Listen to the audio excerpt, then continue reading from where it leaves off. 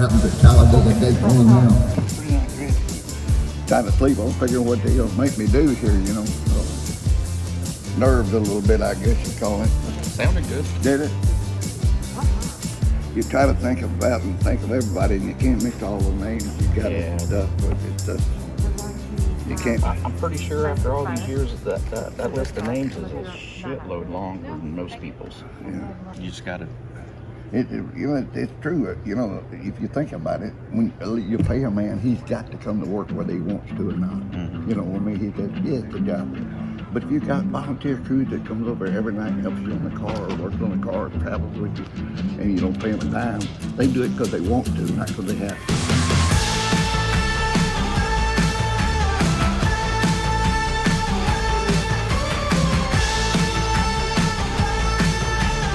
Doing? Look at the head on this one. Y'all rehearsed and everything? Yeah. 2 lines, I got it. Yeah, I think. After all these years, I think we got this. Well, speaking of that, you gonna do some races with us? With us? Fox. Yeah. Doing Coliseum, Daytona, and I think Coda's the third one that they have open that they want to do. So, Okay. so I'm excited about it. Good. And it turns out that the car was narrower by a couple of inches than what every other Ford in the field was. But it was legal because there wasn't a width template. Nope. Not you, everybody else. Tony said that. Tony said that. I didn't say that. You are still, to this day, the only man in history who finished on the lead lap of the Indianapolis 500 and the Daytona 500, or the Coca-Cola 600 on the same day. You had vastly different experiences in 1999 and 2001. Talk about what it was like. In 99, I remember the morning of the race, I was so worried about being dehydrated, and it was hot in Indy that year, and it was really hot in Charlotte that year on race day. But I remember eating 2 little mini bagels about this big, and that is the only solid food I had until I got to Charlotte. And before that, I guess we got, I think 100 laps into the race, and I realized I was hungry at that point.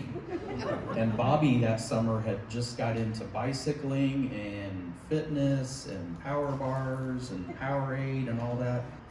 I said, well, Bobby's got those power bars he's been eating. So the only thing they could find was a chocolate flavored power bar. I'm like, great, I love chocolate.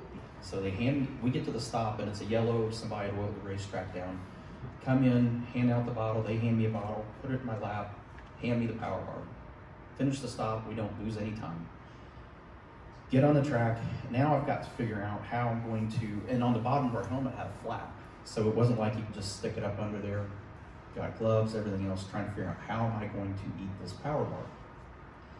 In the time I'm trying to figure this out, like I said, they oiled the track down, they had the kitty litter, they call it on the racetrack.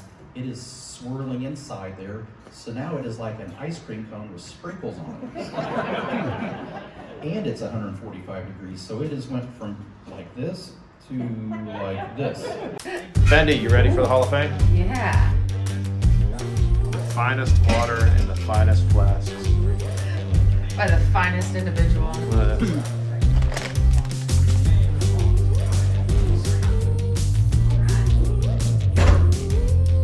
Grab an arm, Amanda. Right. 3 ladies. Your last photo of dry January with the water.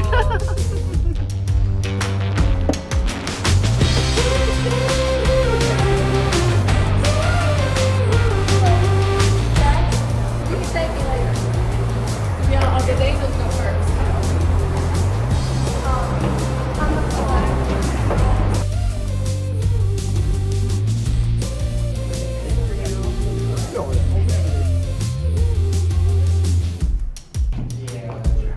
At least these elevators work.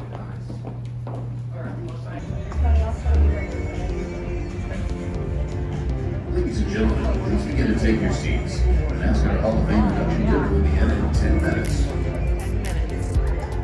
See, we're early. I know. It's sad.